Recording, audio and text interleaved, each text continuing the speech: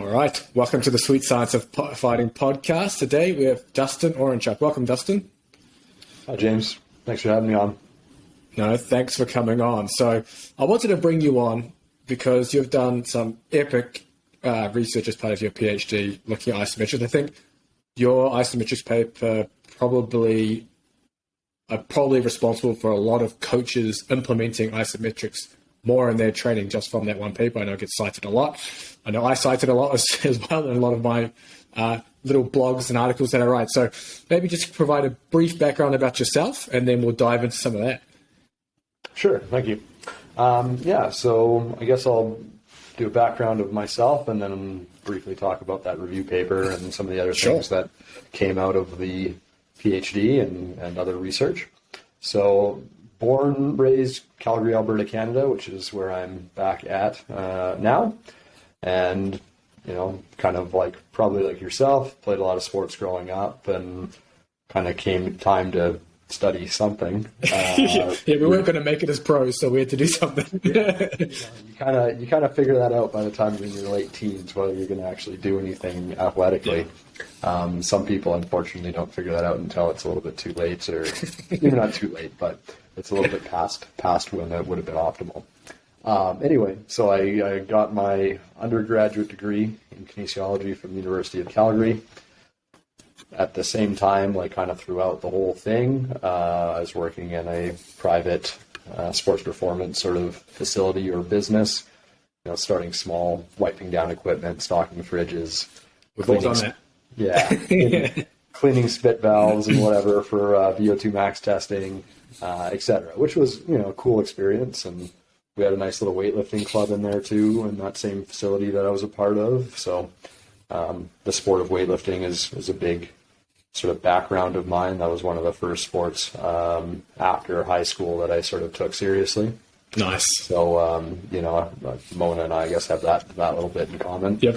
And then following the undergrad, I had a brief stint with the Canadian Sport Institute in Calgary. Didn't last all that long, which was my fault. Nobody else's fault. I won't get into the details of that. And then following that, I ended up in Connecticut for just a summer, try and work with some hockey players, apprentice hockey performance, a great group of guys. And then I met one of the other sort of temporary coaches there for the summer, was from Colorado, and he was earning a master's from Adams State University, which is in a little small town called Alamosa, kind of in the middle of nowhere, Colorado. Yeah, I have no idea. I've been to a few places around, but America's a pretty big country. Is. And I had never heard of it either. But, I wasn't a very good student in undergrad, so if I wanted to get a graduate sort of diploma or certificate or degree of some kind, I was probably going to have to leave Calgary anyway, or it would have taken me, several years of just industry experience to actually be considered for any other kind of program. And that was attractive as well. A, I already had that friend that I had met in Connecticut. B, it was going to come with a graduate assistant, so I was going to, make it so I wouldn't need to take out any sort of massive loans for further education. I got there, had a really good time. I worked with swimming, a little bit of women's basketball and women's volleyball as well, which all were, interesting and insightful in their own right, and began doing some research as part of the master's projects. So that one was comparing basically a weightlifting derivative with a loaded jump squat and looking at adaptations in jump height and force and power and all that kind of stuff. So that was my first sort of big first author publication. And I kind of caught the bug on that. And I also was teaching courses at the same time. So after I graduated with the master's, published, I was teaching in the summer, and I said, hey, this is something I really like to do, so let's go and pursue a PhD. Kind of didn't really know all that much about it. I'd never expected to go beyond a bachelor's, and then when I started the master's, I didn't expect to go beyond that, and then towards I thought, okay. So I found, so I kind of looked through my reference list of my own thesis, and I looked, okay, well, whose names come up the most frequently? And there were some that I contacted that never got back. There were some that were interested but didn't have any funding. And then some of the names that came up a lot were people that you know, James, which is John Cronin. Mm-hmm. And he'll be on the Story. podcast. John Cronin will be on the podcast in a couple of months. I just locked him in today for later in the year. Yeah, so a great guy, and we've done a lot of stuff together. So, definitely no mistake in connecting with JC. Oh, for sure. And Adam Story as well. And then my tertiary supervisor was at Victoria University in Melbourne, and that's Dr. Adam Story. Dr. Andre Nelson. I had already mentioned Adam. So I came back to Canada while I was sort of waiting to see what kind of scholarship opportunities we could drum up. I was back at home. I took on the head strength and conditioning coach position for the University of Calgary Dinos football team. Nice. Which was a pretty big challenge. You had to organize 100 student athletes, and you had 2 assistants. And the University of Calgary, not to say that it's a bad setup by any means, but it's a different setup. The weight room is set up mostly for Olympic sports, so it's relatively small. You got a track. You've got sort of a weight room that's separate from the main weight room. I won't get into the details there, but the challenge really was taking 100 athletes all at once, separating them across 3 locations, and having them shift. So, you have one group starting off on the track, and then another group in the main weight room, and another group in the sort of accessory weight room. And then, every 45 minutes you rotate them around and float and all that kind of stuff. But that was a great experience, and those guys were fantastic to work with and for, I guess. And at the same time, I was also volunteering in a research lab, mostly looking at neuromuscular type fatigue and nerve stims and brain stims and EMGs and all that, which was sort of a backup plan where if I couldn't get a scholarship that year, then by the end, by a year later, 6 months later, you'd have a couple publications to show for it, which would help me to kind of move on without having to pay completely out of pocket for a third degree. So that all worked. I ended up getting a scholarship. And it was actually at that point, it was really hard to leave because I enjoyed working with that football team so much. But I did. And the PhD sort of happened from there. Nice. For the most part, very productive. A lot of good stuff. And that brings me up to the paper that you sort of mentioned, which was the first book, which was a systematic review of different kind of modes or different types or prescriptions of isometric training. So the studies that were included in that were anything that had 2 or more groups that were using different kinds of isometrics. The majority of those, or maybe not the majority, but more than any other subcategory, was looking at different joint angles. So different muscle lengths or more. Do you want to maybe describe the different kinds of isometrics? Sure. So, so there's different joint angles and muscle lengths. There's, of course, different intensities. So submaximal holding for time or maximal efforts. And then there's these were not included in the systematic review, but the PhD thesis was having to do with holding isometrics. And there's also pushing isometrics. And those are also known as yielding isometrics and overcoming isometrics, etc. But one of them would be pushing against an immovable object, so like pushing against a wall or like a force transmitter or something like that that's chained to a chair, so you cannot move it no matter what. That's sort of your classical isometric contraction that you see in basically, a very large percentage of the research that just looks like strength conditioning or fatigue or cancer or anything like that where we're testing strength. And then the other version of that would be a holding or a yielding isometric where you're resisting movement from some sort of outside force. So you're holding a dumbbell with your elbow at 90 degrees and you're doing that for a specific amount of time or potentially till failure, or a cable stack or a barbell or a training partner, or you're holding a push-up near the bottom, something like that. And those have differing effects, or at least recruit the nervous system a little bit differently. So I'll give you just a little teaser, but Andre, myself, and a few others were very slowly picking away at a systematic review comparing holding versus pushing isometrics. Oh, nice. Share the details.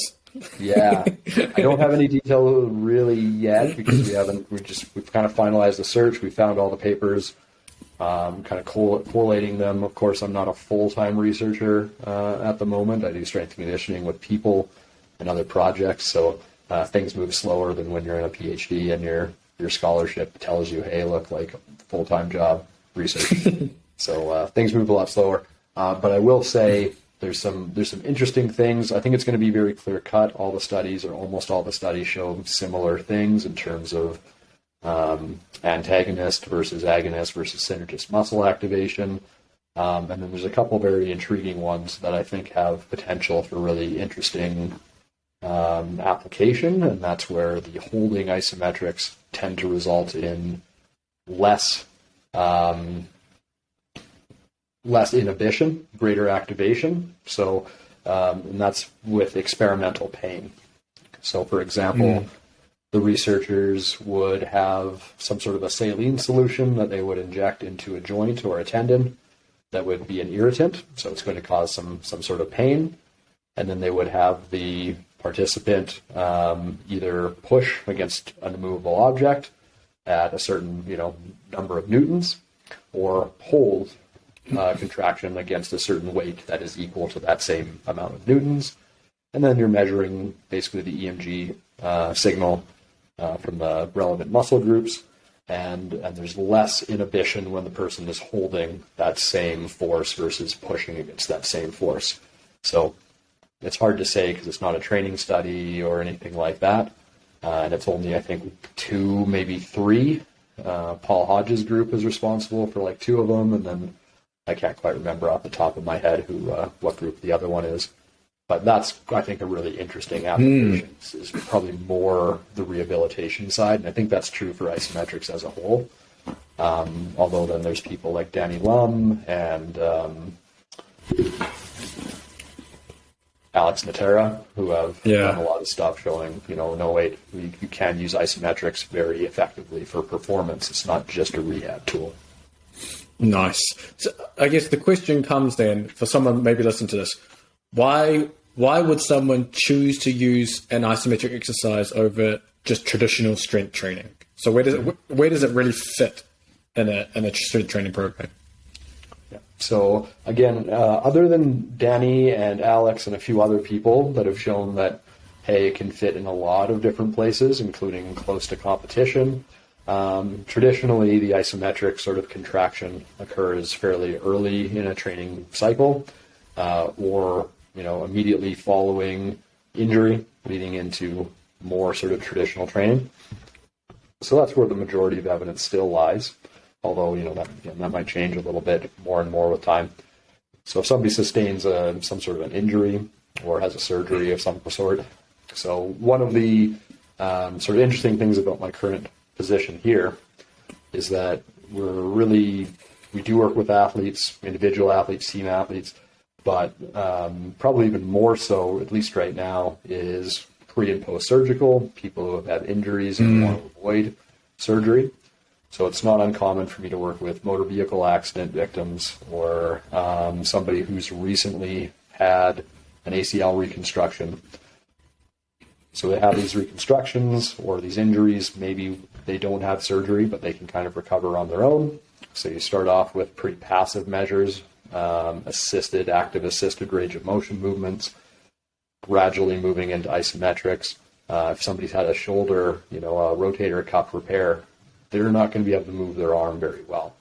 So we just use the isometric contractions to activate the muscle, try and maintain the muscle mass as best we can, so that when the sutures and the injuries and the tear kind of recovers, the swelling's gone, the pain is managed nicely, then we can move into our dynamic, sort of more typical movements. And that's traditionally how isometrics have been used for a very, very long time. And then kind of come in and out of vogue. As most things do. With athletic populations, and using isometric squats to potentially change the sticking point during a squat, or using isometric mid-thigh pulls to try and improve the second pull for a weightlifter, or whatever things you might have. So I guess the follow-up question to that is regarding the isometric itself. Obviously, you mentioned joint angles as one of the variables that you can kind of play with within isometric training. Maybe just to keep it really simple, even something like a leg extension or leg curl, obviously we can potentially do isometric at the very top with a shortened quad, or we can do isometric midway, or at the very bottom with essentially a lengthened quad. Is there a time and place where you would choose a long or short muscle length for the isometric, and kind of what purpose you would use those for? Yeah, definitely. So this was one of the main findings from the systematic review that myself and my co-authors had put together. And actually, Danny Lum had a very similar systematic review that came out just a little while later. So I like to say it just like we were probably working on them at the same time, and I just beat the punch by like a month or something like that. So I'm sure, hopefully he laughs about it too. And then there's also been many systematic reviews on not necessarily isometric training, but just training in general, that have found very similar results, where, biasing your training towards a long muscle length, or doing a full range of motion versus a partial, where if you bias the isometric training to a longer muscle length, so like a straighter arm for the biceps, or, the heel is closer to your butt and a leg extension, or the heel is farther away from your butt, more extended for a leg curl, typically that's going to result in greater muscle hypertrophy. And typically it'll also result in greater strength, which is plausibly because if you have more hypertrophy, you have a greater potential for strength. Okay. There's a tiny bit of controversy around that. I think it was like Jeremy Linecky and Thomas Balshaw went back and forth with a couple pretty insightful comments or letters to the editor, or I can't remember exactly what section that fell into in MSSE. So a little interesting about whether or not hypertrophy actually leads to strength or not. But anyway, regardless, the longer muscle lengths typically build more muscle, typically lead to a greater increase in strength throughout the range of motion, for sure at that longer muscle length. And then the shorter muscle length training has the effect is more limited to joint angles that are similar to the joint angle trained.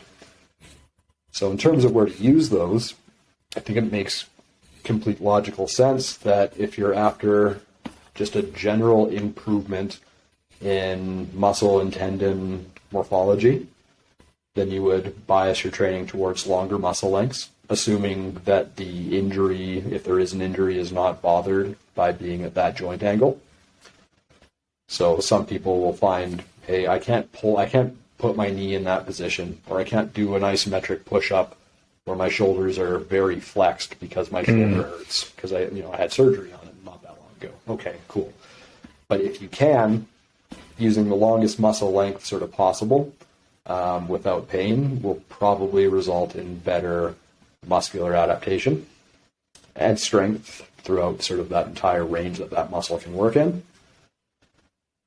And then the other side of that would be if you have somebody who's very healthy, you're not necessarily using isometrics for tendon health or muscle size, then it probably makes a little bit more sense to use the isometrics at a joint angle that is most specific for that person's sport or activity or goals, or what have you. So, as an example here, we work with people who have had injuries or people who are older, getting back into shape, not always just athletes. So somebody might have a hard time climbing stairs, so it probably wouldn't make a ton of sense for us to try and get them to squat ass to grass with with a barbell, at least not right away. You're looking at, practicing step-ups and, maybe just like literally walking upstairs while just like holding a dumbbell in one hand or something like that. Or if you were to use isometrics, maybe it's something similar to a stair step that you're just having them kind of hold just at the bottom. So if you're prescribing some of these isometrics, what's your typical set rep scheme that you're kind of using with these? Yeah, that's a tough call. I think the first thing we need to think about is just the general organization of a training session. So how much time do you have with the person? What is most efficient? Typically, when we're starting off, we start out with sub-maximal effort for relatively long holds. So we're looking at holds of 30 seconds, maybe up to 60 seconds.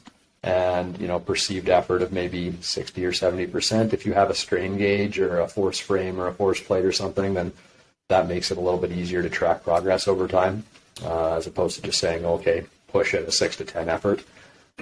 So that's definitely a challenge with prescribing isometrics without technology, which I think is probably a limiting factor for probably the majority of strength coaches and rehabilitation professionals.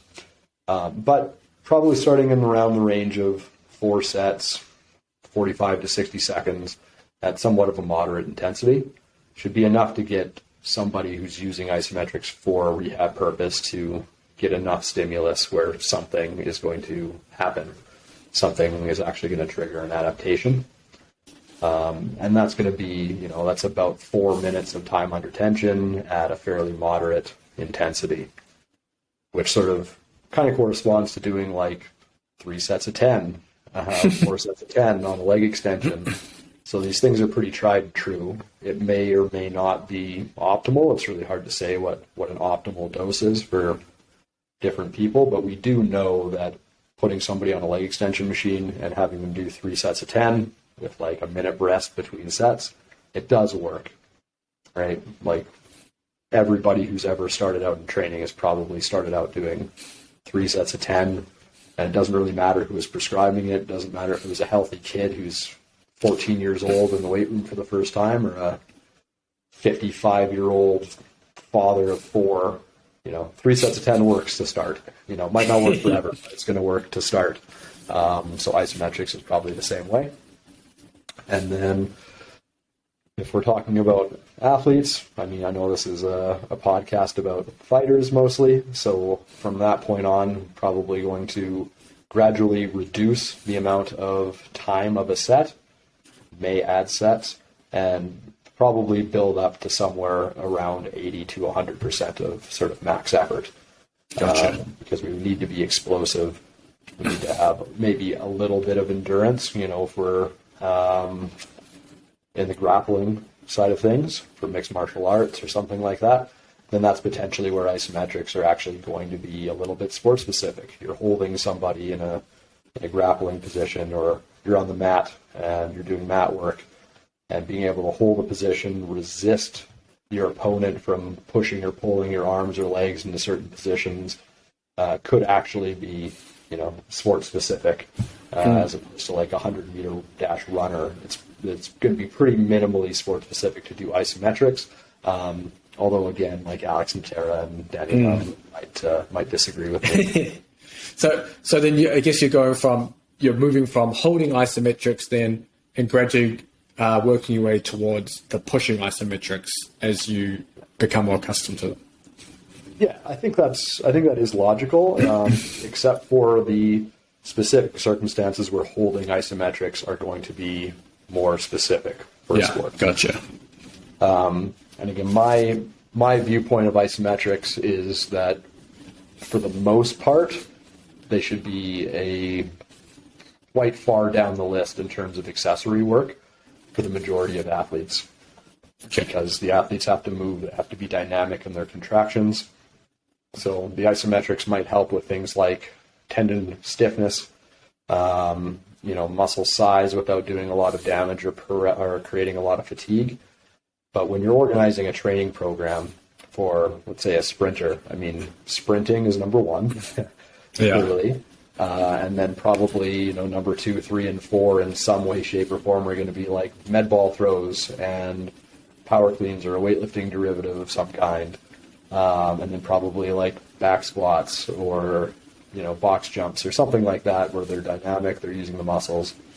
And then sort of maybe towards the end of a training program, if we're talking about training order or training session, is now maybe you have your sprint specific isometrics. When you have the bar on your back, you're pushing into that squat rack, and you're on, one toe on a close to extended limb, and the other knee's up in the air, and you're pushing, and you're just sort of reinforcing those positions while hopefully creating some improved tendon morphology at the Achilles tendon and so on. Nice. Have you used, pushing or overcoming isometrics as a form of potentiation for maybe in a complex or something like that? I have. Again, whether it's been more effective than just doing a heavy squat before doing jumps or whatever, it's hard for me to be confident in saying that it's better. But in some cases, people seem to enjoy it more, especially if we're still maybe working on like back squat form. So if I'm working with a young guy or a girl or even an older guy or a girl and their back squat is not super pretty, then I might not want to use a heavy back squat to try and potentiate going into box jumps. So using an isometric squat or an isometric mid-thigh pull or something similar is just going to give me a little bit more confidence that it's done right. They're using the relevant muscles in the right way. And then, you want to rest a couple of minutes and then use the jump and take advantage of hopefully that potentiation that some people get. Nice. Okay, so that's another application. I'll bring to a very brief little aside with all the you get people who do the potentiation and they'll do their really heavy squat and then immediately go into a jump and then rest like 5 minutes. And I'm just going to put it out there. I think it should be reversed. You do your potentiation, you rest 5 minutes, then you do your jump, then you go back to your potentiation with minimal rest. Yeah, there needs to be a longer rest between the big strength lift and the actual power exercise. The power exercise will cause a lot less residual fatigue than the potentiating strength movement. So if you're still limited by a training session being 60 minutes or 90 minutes, you need to fit a rest period in somewhere if you're using post-activation performance enhancement. So you're probably better off. Got to go by the new term. It's not PEP anymore. It's got to be PAPE or whatever it is. Yeah, happy. I don't know. Happy. So anyway, brief aside on that one. I think there's got to be a study done. There should be a study done where they do their heavy squat or heavy ISO, rest almost no time at all, do their jump, then rest 3 minutes, and then repeat. Or they do their potentiation, rest 3 minutes, do their jump, then go back into the potentiation. I think that's whoever's listening. That's for your second PhD. No, well, shoot, we'll see. I want to dive into some more advanced areas of isometric, and that is the eccentric quasi-isos. So it's a mouthful. It sounds like a bunch of, I don't know, made up shit, to be honest, when you hear the word.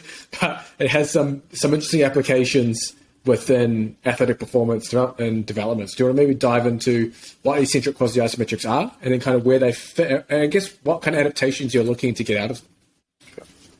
Yeah, so EQI, or eccentric quasi-isometric, was sort of a term that I never really thought about or heard about. And then when we were putting together the whole PhD team and what the topic was going to be, John threw some ideas out at me and, we talked about them. And then when Andre came on board, that was something that he was interested in. And this is actually a term, these quasi-isometrics. I think the first time that's been put in writing anywhere is in Super Training. I can't remember the page or the chapter, but Jansky wrote the word quasi-isometric somewhere in Super Training. I have the book. I can't tell you honestly. I've read it from start to finish. I've read those sections and reference back to it, but I've not read the whole thing. So I won't pretend to be one of those guys. But it's in there. And quasi-isometric essentially refers to some sort of a contraction where minimal joint movement is occurring. So that's going to be either where we're purposefully holding like a push-up. So in that case, it's a quasi-isometric in the way we would sort of think about of a yielding or a holding isometric. A quasi-isometric could also mean on the concentric portion of a squat, it's we're in the sticking point. It's not heavy enough or high enough load or more enough fatigue for us to be going down yet, but we're not really moving it up. It's very, very slow. That sticking point in a squat is an example or trying to maximally hold something. There's a little bit of movement, but it's still more isometric than it is eccentric if we're like lowering a maximal deadlift or something like that. So the eccentric quasi-isometric or EQI, the way that we proposed to do our studies was to hold a holding isometric until fatigue or essentially failure at that joint angle, and then you continue to try your best to resist the downward movement or the eccentric. So in terms of effort, it goes from a heavy holding isometric to a max effort eccentric contraction. So it's sort of that combination of those two things together. So definitely a little bit different. And I'll just say right off the bat, any of our studies where we wanted to actually do a training study, that's what COVID kind of destroyed.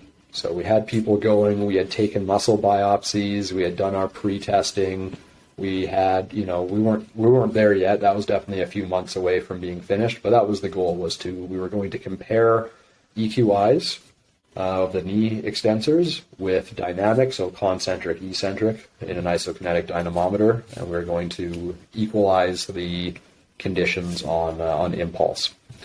So then we were going to look at what changes in terms of like max strength at different joint angles isometrically, as well as like a concentric evaluation. And then of course we had the biopsy, so we're going to look at what happens, biochemically inside of muscle, all of these types of things, muscle size, ultrasound, pennation angle, fascicle length, these types of things. So unfortunately it didn't happen. It might still happen someday. Hope so. Those muscle samples are still in a fridge, a freezer somewhere in Melbourne. They wouldn't be valuable for a training study, but they would be valuable for acute changes in muscle chemistry.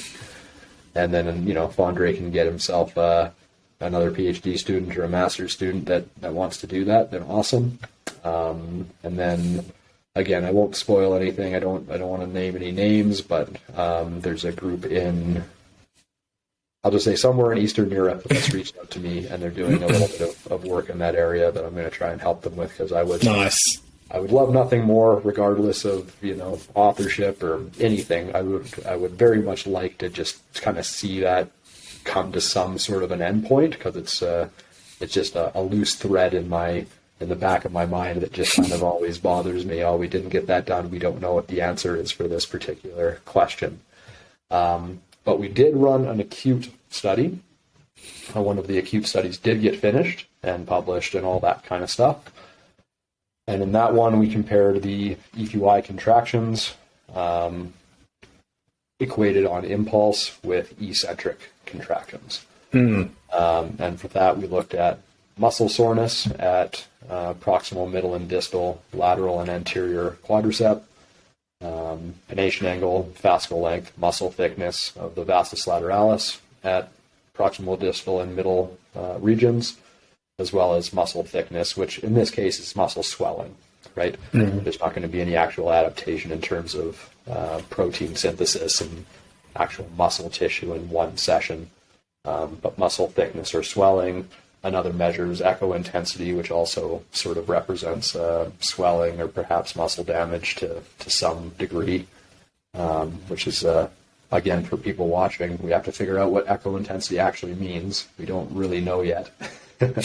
We don't know what echo intensity means. We need to figure it out.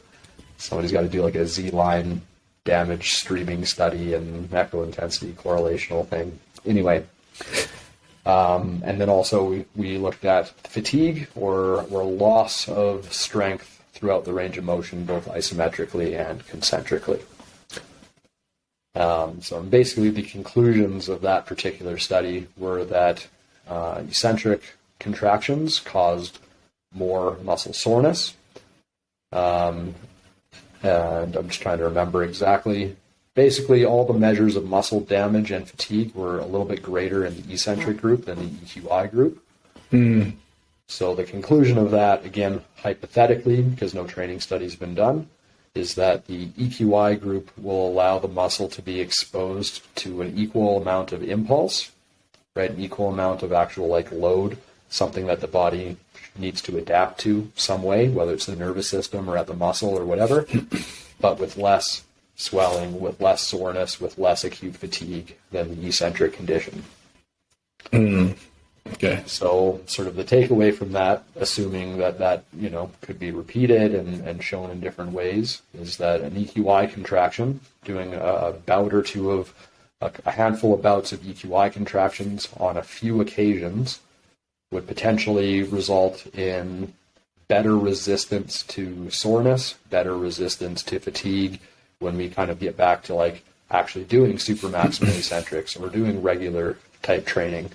So it's sort of like one extra step between doing submaximal isometrics, maybe EQIs, then normal training or maximal eccentrics or whatever else.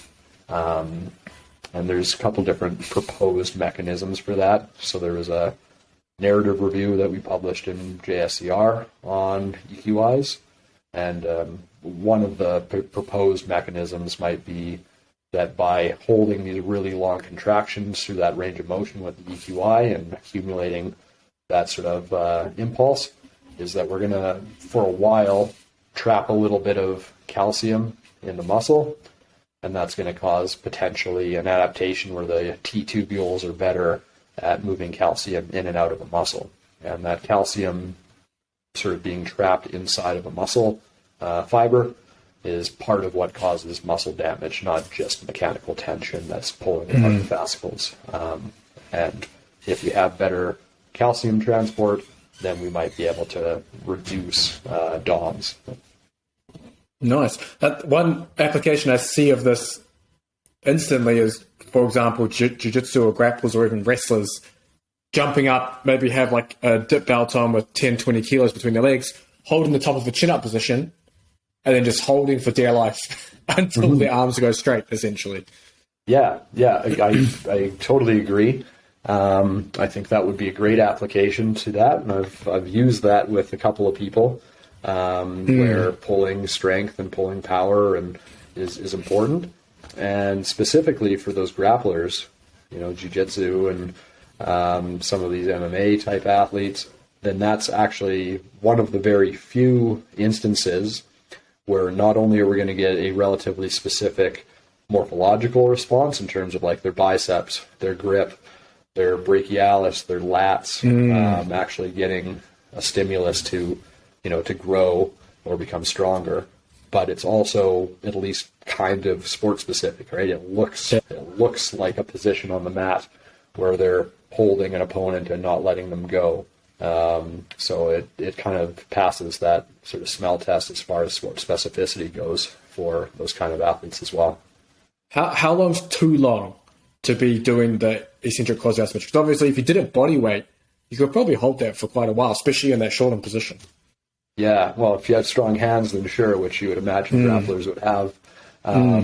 So at the Calgary Stampede, we have every year, there's a hanging competition with the bar. So I gave it a go. I couldn't quite make it, but I'll train for it a little bit better next year. I think with the EQIs, we, at least for right now, until more evidence comes out and more people try it with more people, and we have more sort of both anecdotal and empirical evidence on it, I think it's probably best to treat it similar to other types of resistance training. And by that I mean that we'd probably still want to follow generally that continuum where you want to, if you're wanting to build like muscular endurance, then you want to be able to hold for like over a minute. If you want to build sort of closer to that max strength, then you're probably only going to want to be holding for 15 seconds. Gotcha. And you just load accordingly, essentially. Yeah. So I would think for a grappler or a fighter, and you can correct me on this because I don't know that much about fighting or mixed martial arts or anything of the nature, but they're in the grappling positions and they're on the mat for a good amount of time, but it's rarely over a minute before somebody kind of breaks away, makes a move, the timer runs out, they're saved by the bell or what have you. So I would think anything longer than a minute is probably going to be a little bit too long. And probably by the time the minute's up, their grip strength is going to be more of an issue than it is like their back strength holding them up, especially if they're starting right up here where their chin is actually above the bar. Yeah. So you can mitigate that by a couple things. One, starting closer to a longer muscle length for the lats and the biceps for that nature, and starting with more of a 90-degree elbow angle. So that's going to make things much harder without actually adding like gotcha. Or you could for sure add a dip belt or a weight vest or something like that. Off the top of my head, I would probably aim for somewhere around 30 to 45 seconds. But that might change again based on the individual and what fighting sport they're in and all that kind of stuff. What other exercises have you used the eccentric quasi-isometrics with? Because I'm now keen to. I'm just going to give this stuff a go with the pull-ups because I haven't actually done it too much myself. It's like, man, I need to get into this. But is there any other exercises that you like to use? Yep. So it's been a little while, but probably the one I used it on the most was like a snatch grip deadlift from the podium or from stands. So the reason I use the stands and the snatch grip is just to increase the sorry about that. No, you're good. Little spam call probably. I don't know anyone from Bakersfield, California. So the snatch grip deadlift from the podium, in this case I would use straps for sure. Yeah. So I would do a deadlift. I would lower the bar directly to right around my knees. And then I would fight as hard as I could to hold it there as long as I possibly could. Oh, and nice. If you have the podium you're standing on, so you end up in sort of this deep squat, and you have this big hip flexion and all these types of things. So I've quite enjoyed that, and I would do that. Oh, that's a solid one. Yeah, and I would do that myself. I don't do a lot of full Olympic lifts anymore, but I'll still do power snatches. And I'm with you. I'm with you.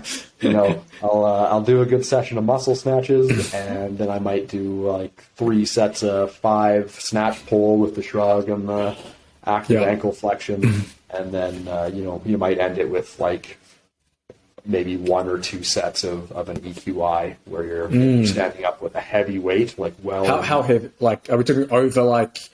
Are we talking? Oh, probably close to 140% or so. Oh, okay, shit. Okay, so you're packing plates, aren't they? Yeah. So, like I said, I think my best ever snatch was 122 or something. And when I'm doing that particular exercise, I'm closer to 150, 160. Okay. Yeah. And again, I would take that with a grain of salt if I'm a weightlifter, because I'm not a weightlifter anymore. So that's going to give you a good amount of fatigue. But if somebody's maybe a power lifter and they're looking to strengthen up that portion of their deadlift, or a general sport athlete, a track and field athlete, even for mixed martial arts, wrestling and grappling, like those positions you're often in anyway. Yeah. So that's I like that. Mm-hmm. I really like that. Your glutes, your quads, your lats, your lower back, all of that kind of stuff is just having to really fight to stay in this really nice, solid position. So that's one I like. The other one that I think is interesting, has interesting application, is like a glute ham raise or a Nordic of some kind. So that one would be very difficult, and you'd have to, I think a glute ham raise is probably a better way to go than just the straight Nordic from the floor. Because we all know that by the time, a Nordic goes from easy to impossible. Yeah. For most people, there's no point in a Nordic where they're like, okay, here's the right place to stop and do a quasi-isometric. Yeah. There are people, but usually by the time people can do something like that with a Nordic, they can probably already do a Nordic. Yeah. Right? So they would have to be very, very advanced. But if you were doing a glute ham raise or potentially a hamstring curl, then a EQI might be a really good idea. And that's because you can bias it towards the longer muscle lengths, especially in like a seated hamstring curl. That muscle is really long, all the hamstring heads. And then there's also sort of the discussion or the idea that the reason why we get hamstring pulls is not because the muscles don't have enough eccentric strength, but because they don't have enough isometric strength, specifically yielding isometric strength. So that lower limb starts to swing, and our hamstrings are fatigued or weak, or there's some sort of lack of neuromuscular control, whether, again, that's because there's already a minor injury that we haven't picked up on, or they've just had too many sprints in a week, or I'm not sure. I'm not that well read up on the hamstring strain literature at the moment. But for some reason, the hamstring is no longer able to hold the lower leg at the proper angle. The lower leg gets away from it just a little bit.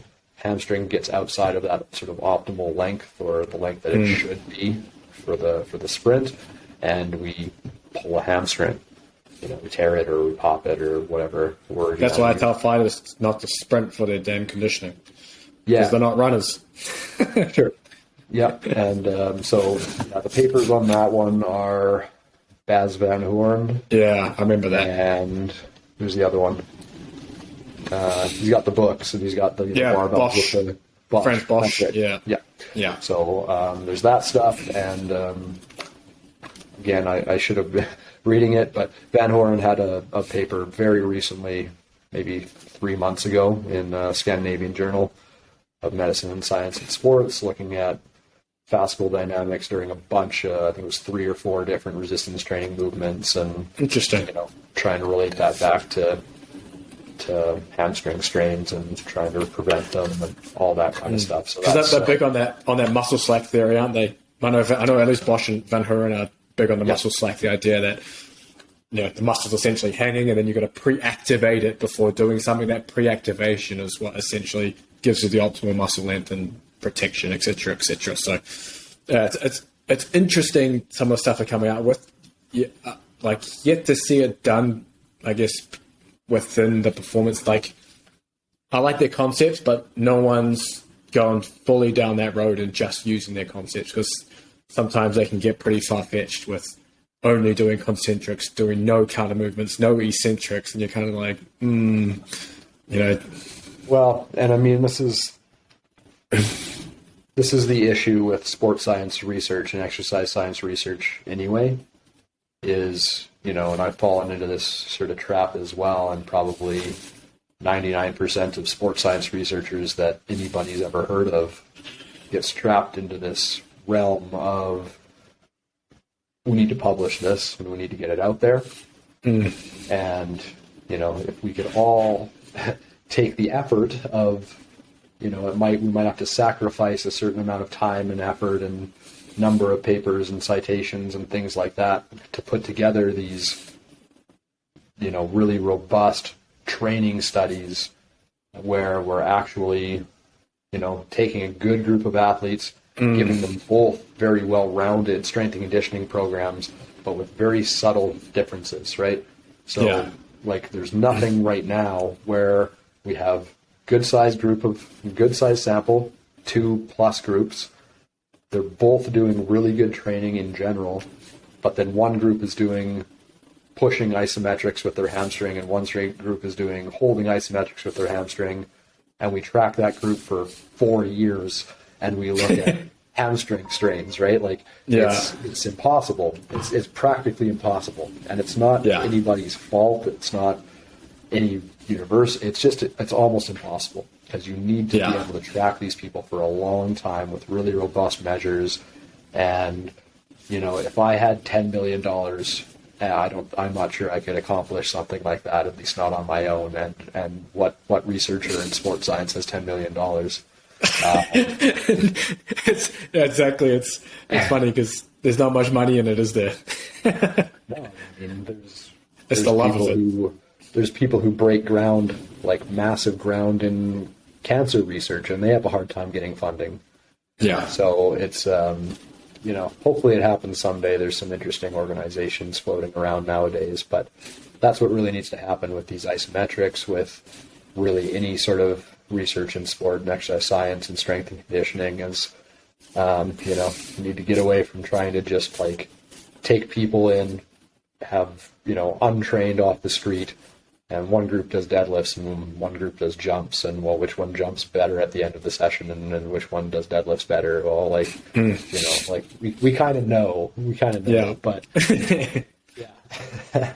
For sure. I want to take this back before we finish to your master's research, your loaded jumps and weightlifting derivatives. Without rehashing the whole should you do Olympic lifts or not, what did you find there, and I guess what are the applications of both in terms of loaded jumps and weightlifting derivatives? Sure. Yeah, so that one was with the swim team that I was doing, and this was actually kind of an example of where they had the same training program. They did the same number of reps and sets and relative loads in their squats and their chin-ups and their dumbbell presses and their pull-aparts and their ab work. And then one group did loaded jump squats with, we used a trap bar for that. Mm-hmm. And we loaded that to basically like the optimal power range that had been, determined by, I think it was Turner. Somebody in Ireland had done it. So we loaded that, and then we had the other group perform the hang high pull, which was chosen instead of like a power clean, just to ensure that everybody was using at least kind of good technique. Yeah. So, two limitations there. It was only trap bar jumps and it was only hang high pull. And then also the hang high pull was loaded to, optimal power. So they were both loaded differently. So the trap bar jumps were going to be lighter than the high pull jump were going to be. And we trained them. Geez, I should be able to remember my own research. I want to say it was 8 weeks. Yeah. I want to say it was 8 weeks. It might have been 10. But it was probably 8 weeks, and the whole thing was 10 because we had the pre-testing, then the 8 weeks, then a week off, and then post-testing. That's what I think it was. And the findings there were that there were no statistically significant differences between the groups in terms of improvement. So both groups did have a statistically important or, relevant or statistically significant improvement in both jumping and isometric mid-thigh pull and some of the other measures that we did. But there was no statistical difference between the two. That being said, the loaded jump group had a moderate effect size in their favor for squat jump peak power. So the conclusion of that, or the practical application of that, was that either one can be used. Neither one is inferior to the other. Again, at least in that population, in that sort of context. So if you feel really comfortable teaching the Olympic lifts, you've got bumper plates and bars and whatever else for a group that big, then awesome.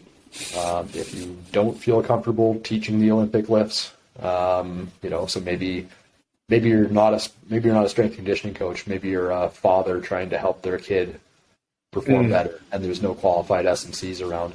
It's a little bit less of a problem now because we have all the online coaches and online services. Yep. But back when I was doing my master's, online coaching, that wasn't that long ago. That was 6-7 years ago. And 6-7 years ago, online coaching was a thing, but it wasn't nearly what it is now. Now everyone's an online coach. Sure. You work out, you start seeing a little vein in your forearm, and you think you're gonna, do a great job. So you go on Instagram. There you go. So the conclusion from that one was, hey, you know what? It probably doesn't matter as long as you're moving weight fast at some point in your training. That's a good conclusion. I like that. Move weight fast. Jump with various loads. If you want to do Olympic weightlifting, do various Olympic weightlifting movements or derivatives at various loads.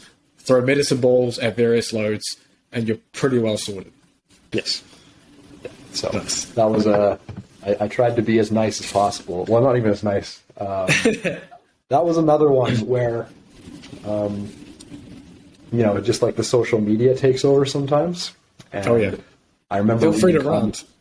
Yeah, I remember reading comments on like Twitter or wherever, and it'd be something like, look at this stupid paper that says you shouldn't do Olympic weightlifting derivatives. Something like these authors have clearly never taught anybody how to do weightlifting derivatives before. Oh yeah, Like, that's the comments like classic that. argument. Yeah, and I'm like, okay, I've competed in weightlifting. I've done, like fairly well. I love it. Like it's, I still follow the world weightlifting pretty closely.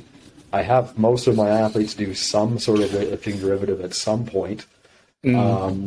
So, and I was like, I'm just pointing out, hey, if you don't feel comfortable doing weightlifting derivatives, then just do loaded jumps, and it's fine, it's cool. Yeah.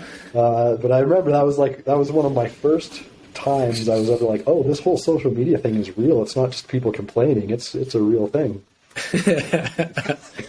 Yeah, people get pretty dogmatic on their beliefs, and honestly, unfortunately, at least from what I see and stuff, and I'm probably going to shit on whoever here, but it usually comes out of American colleges.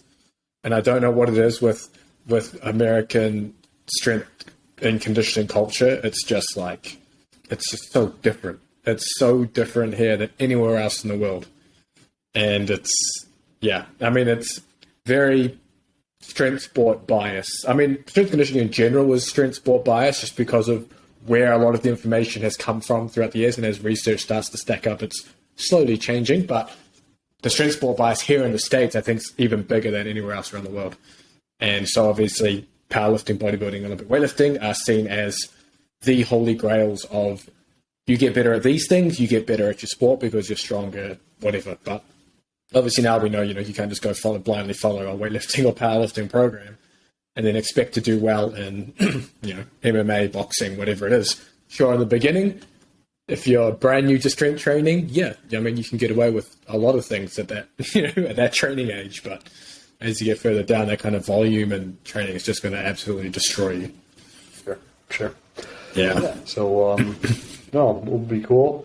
And I did definitely experience that because I lived in the States for almost 3 years. So yeah, I've seen it firsthand, just the way you say. And Canada, honestly, Canada's not that much different in that regard. Yeah. It is a very different strength conditioning in North America. Canada and the United States is substantially different than Australia or New Zealand from what I've seen. I've never actually been to Europe, so I can't really speak on that too much. But my general perception is that Canada and the United States are different from Europe in a similar way. Most of Europe, I think, at least from what I've seen in my experience, pulls a lot from soccer. So a lot comes through from soccer, which has its own issues in itself with what comes through. But that's a completely different topic. But if anyone's looking to follow what you're up to, Dustin, and kind of maybe see what you're publishing and things you're sharing, where can they follow you? Yeah, so I'm on Twitter. I don't post that much, although I'm going to try and do a little bit better. Nice. But that's at Dustin Oranchuk. So I'm sure you'll see my name at the bottom of the video description. I'm also on Instagram, and I believe that's Dustin_Oranchuk_PhD, although maybe I should just look real quick and make sure I'm not getting that wrong. I'll throw it in the description too so people can miss it. So it's Dustin.Oranchuk.PhD. Nice. So those are the best places in terms of like really fresh content if I put it out. And then I'm ResearchGate. So basically every single thing that I publish, whether it's in preprint format or the final version, depending on what the journals allow, I put on ResearchGate almost immediately in one way, shape, or form. And if it's not there, then just send me a message, and I'll be more than happy to send it your way. We've got some cool things coming out. Nice. Yeah, I can't wait for that. One of the cooler things was with rodeo athletes. So oh shit, that was a really big correlational thing. So we got 43, I believe, across bull riding, bull fighting, bareback riding, and saddle bronc riding. And we looked. Dude, I didn't even know these things exist. Like these different variations. I know. Well, I'm from Alberta, which is one of the capitals of the world for these types of things. Although Texas is probably right there. I should know. Texas. But a really cool learning curve, population I'd never done any work with before, and so we had those people. We tested things like neck strength, groin strength, rotationary power, jump height, all those things, and then had different levels. So there was number of athletes that were competing internationally, a number that were complete beginners, a number that were, sort of mid-ranked in Canada, some high-ranked, low-ranked. So we stratified them by sort of riding success, and then did a whole big correlational and looked at, well, how do bull riders differ from bareback riders? Are they shorter, taller, bigger, smaller, stronger, weaker, etc.? And then what physical qualities tended to relate best to whether they were competing internationally or whether they were, kind of struggling on the national circuit or whatever. And basically it was what we might expect if you understand rodeo riding, and that's groin strength and rotationary core strength.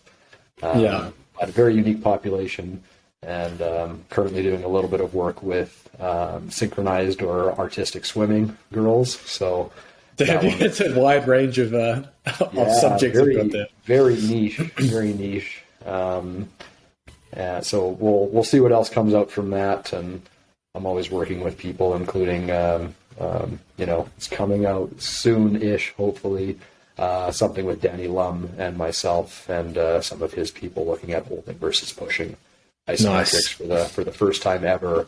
That it's not an acute study or like on the same day, an actual intervention. So that one's quite interesting, although admittedly small sample size. But when that's out, I'll be quite happy about it because it's one of the first in that kind of regard. Yeah. Let me know, because anyone who's on the Sweet Science of Fighting email list, once that gets out, I'll send that through with a little breakdown as well to anyone subscribed. But thanks for coming on, Dustin. I really appreciate your time and you sharing some of your research. Great. Well, I appreciate it to you as well. It was a good time, and I'm typically pretty happy to talk about research and science and strength and conditioning. So this was a nice way to do it. Yeah, perfect.